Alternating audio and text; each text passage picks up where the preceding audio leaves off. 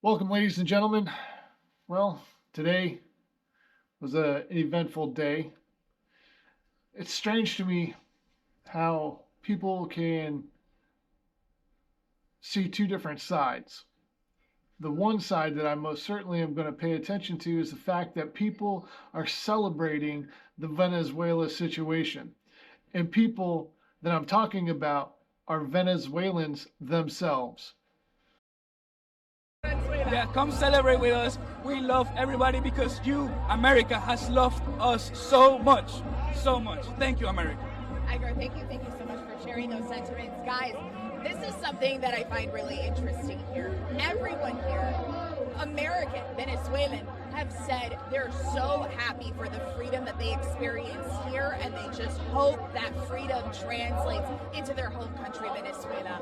All we've heard was freedom, freedom, freedom. Yes, we did it. Now we can continue to move forward. By no means are any of them saying, now comes the easy part. Certainly the hard parts are on the way, but they're saying now is finally a step in the right direction that they've all been waiting for so long. I want to give you a little bit more of a scene setter here, guys. Look, people with flags, holding them up, holding them high.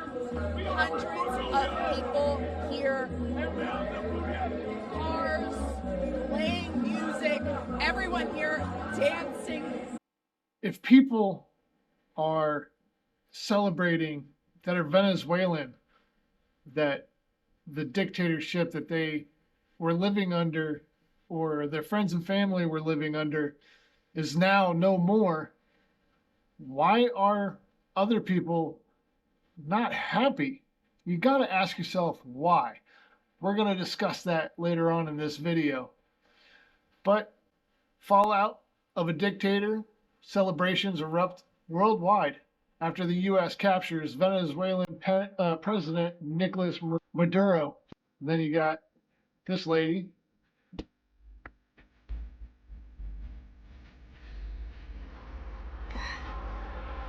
No hay palabras, no hay palabras. Gracias, tío. Gracias.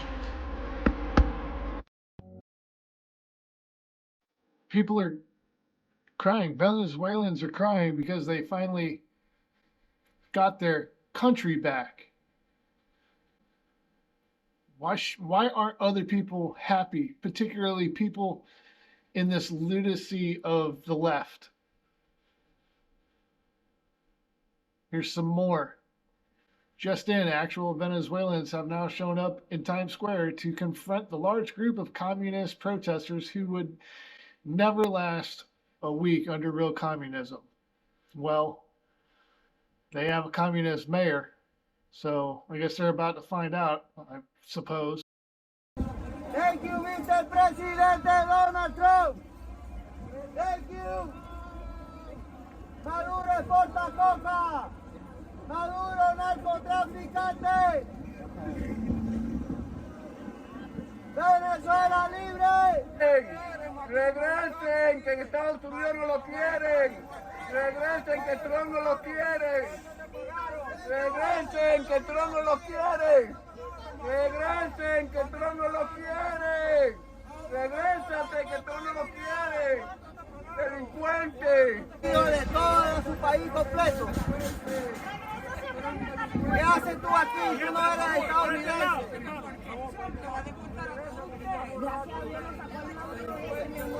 Real Venezuelan people against paid protesters.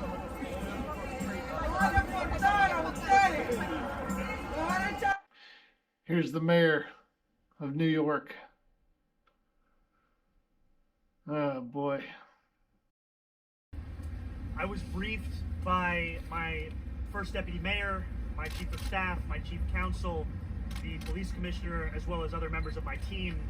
I called the president and spoke with him directly to register my opposition to this act and to make clear that it was an opposition based on being opposed to a pursuit of regime change, to the violation of federal and international law, and a desire to see that be consistent each and every day.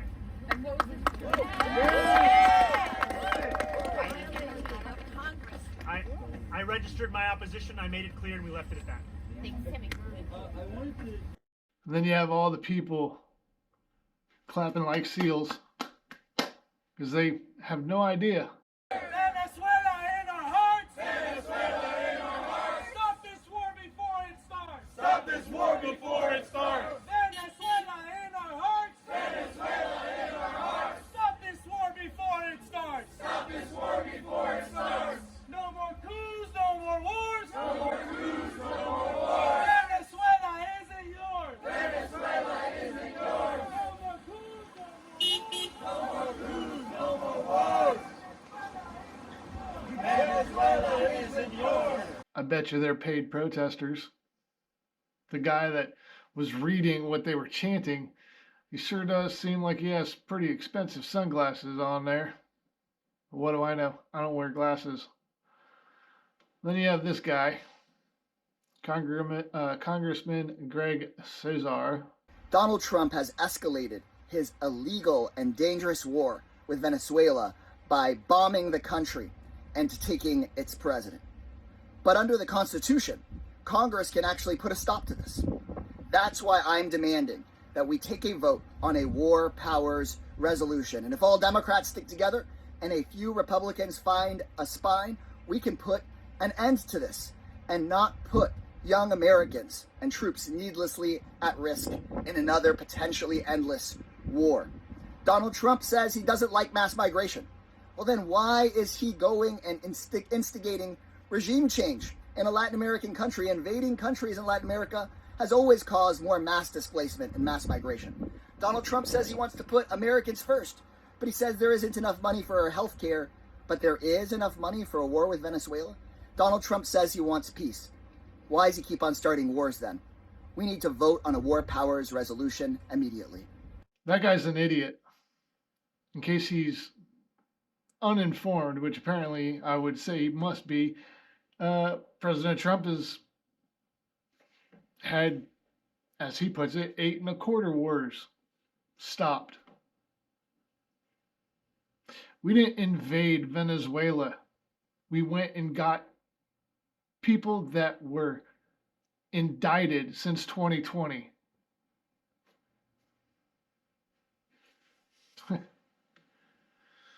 Oh boy. People need to really, really seriously do their research. They need to actually read history. If you don't know history, you will never know exactly what is going on. And we're going to get to some history here momentarily. Probably partially what this whole thing is about, among other things. All the signs are already propped up. They're just against the walls. Oh, thank you. What you do. Thank you for everything you do. Thank you so much. Bless you. Thank you. Hey, Manolo, how you doing? My name is Nate. Nice to meet you. I'm good. How are you? Would you mind doing an interview right now? Can I ask why?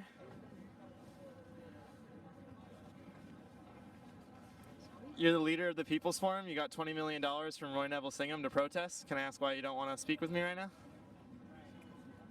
Do you deny that you got $20 million to protest?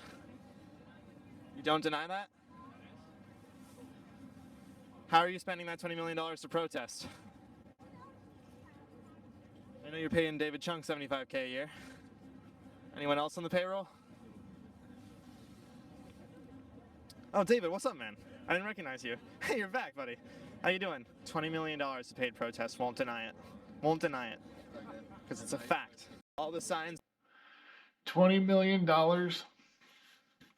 See, people are being paid to create unrest in our country, and other people in other countries are standing up for their rights, like Iran.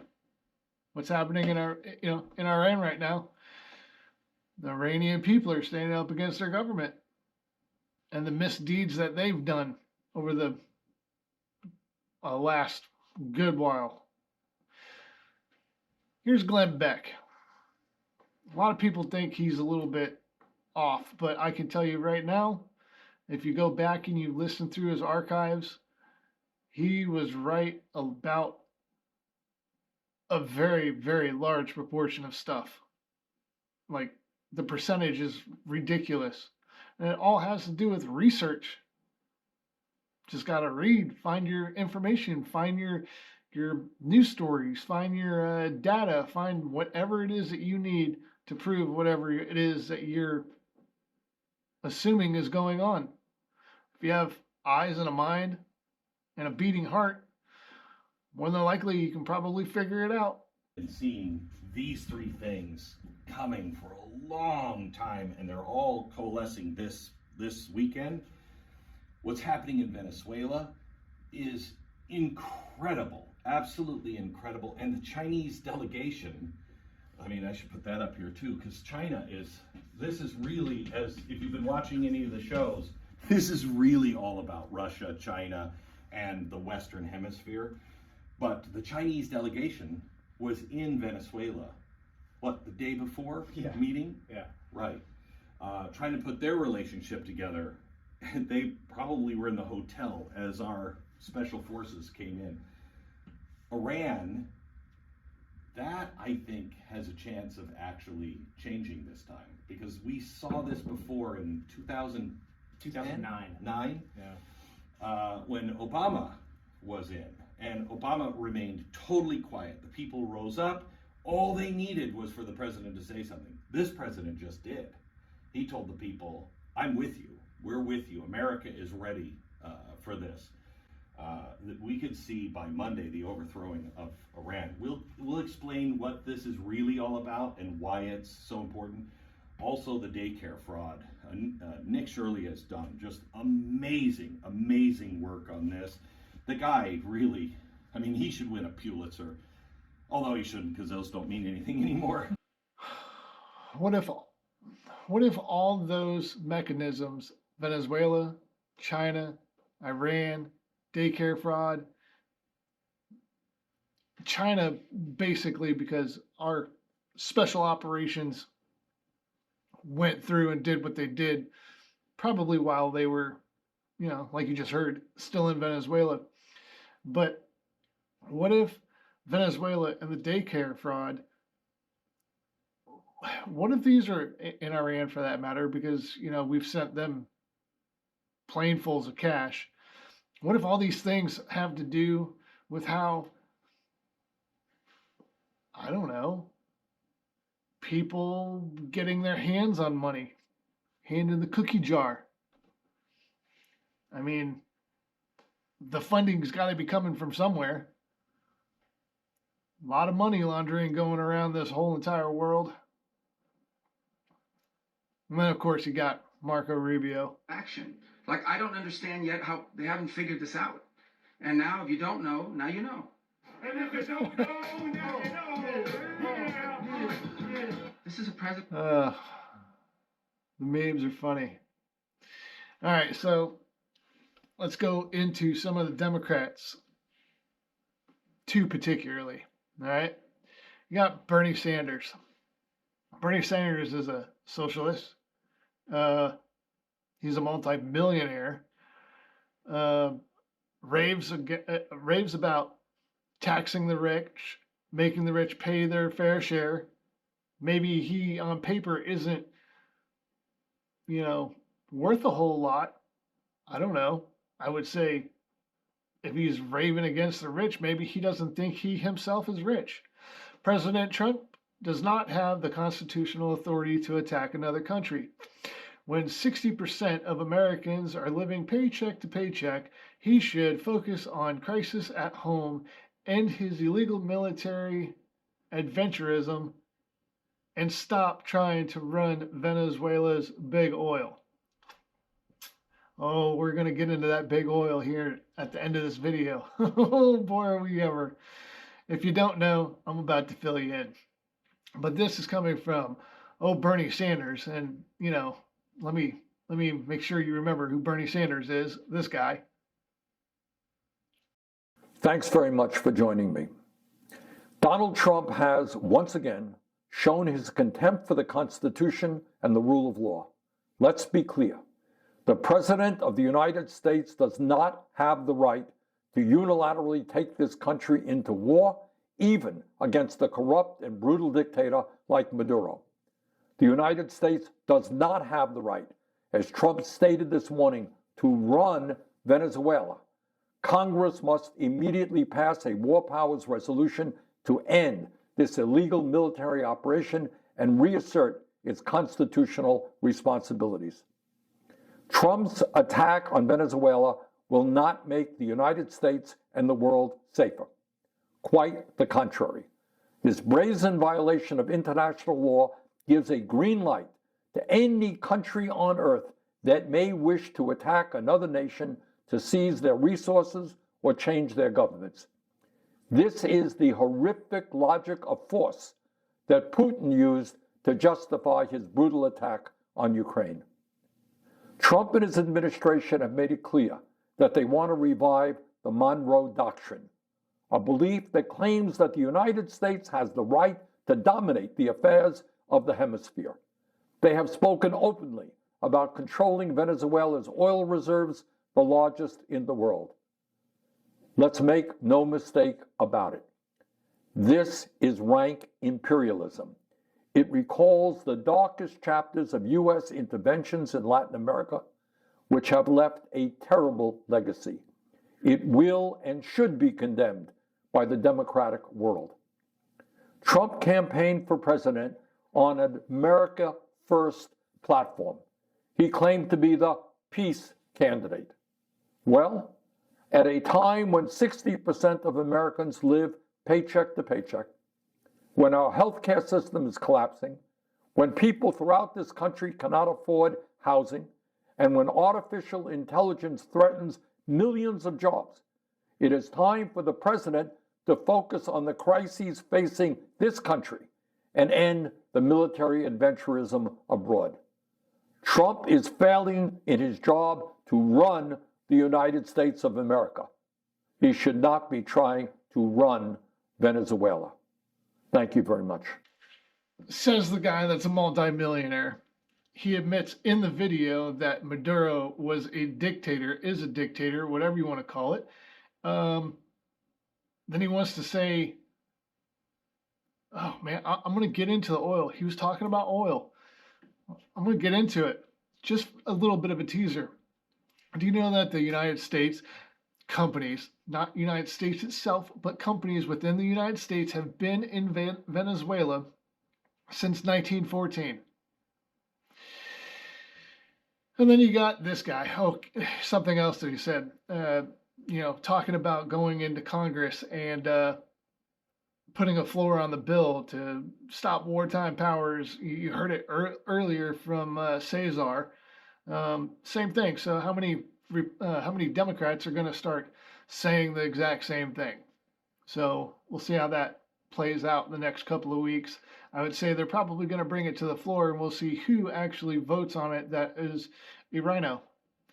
Then you got Adam Schiff. This argument should send a chill down the spine of every American. By logic, the president can send our military.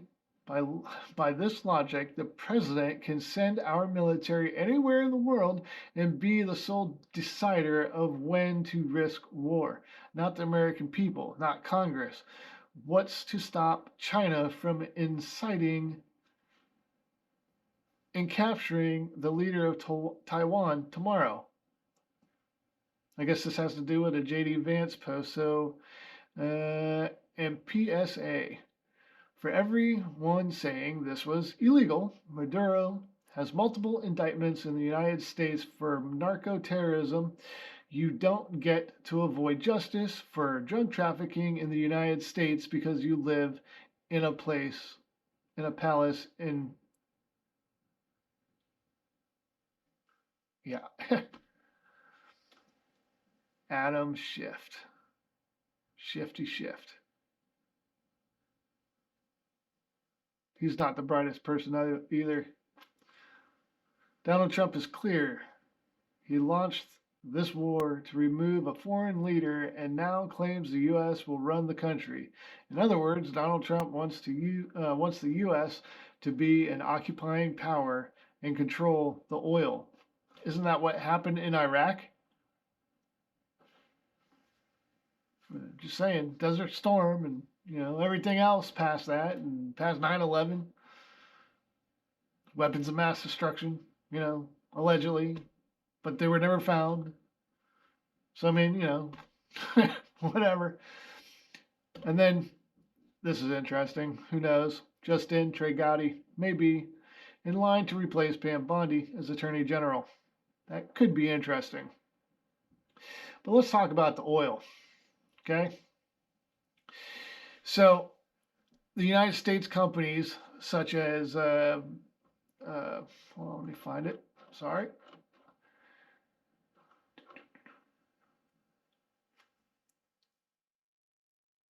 U.S. companies, ExxonMobil, Standard Oil, Gulf Oil, Mobil, all of them seem to have entered into Venezuela in 1914. Okay? It was all, for the most part, good until 1976. Nationalism happened. Under President Carlos Andrés Pérez, Venezuela fully nationalized the oil industry on January 1st, 1976, creating state-owned PDVSA to take over all operations. So this became, state-ran Venezuela, dictator. The terms they were supposed to pay out to the United States companies that were there. It went through court, all this other stuff, so forth and so on. And a lot of the companies did not get what they were said that they were going to get.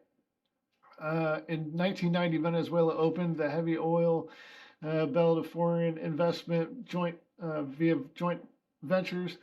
Private companies held major stakes initially, such as, Chevron and Total. I'm not really sure what that is for some odd reason. I can't say I've ever seen that word for an oil company. That might have been way before my time. The ones that refused was Exxon and ConocoPhillips, and their assets were seized. Exxon lost stakes in project to the tune of $16 billion, but awarded $1.6 billion. Conoco lost major stakes. They were awarded $8.7 billion, and arbitration outcomes, international tribunals, world banks, rule taking. And then the interesting part that really gets into it is when Bush was in office, it took a real gigantic turn south. I mean, really bad turn south in 2013. And production was very, very good up until the time where nationalism for Venezuela, which wound up screwing the people in Venezuela out of, their natural resources profits.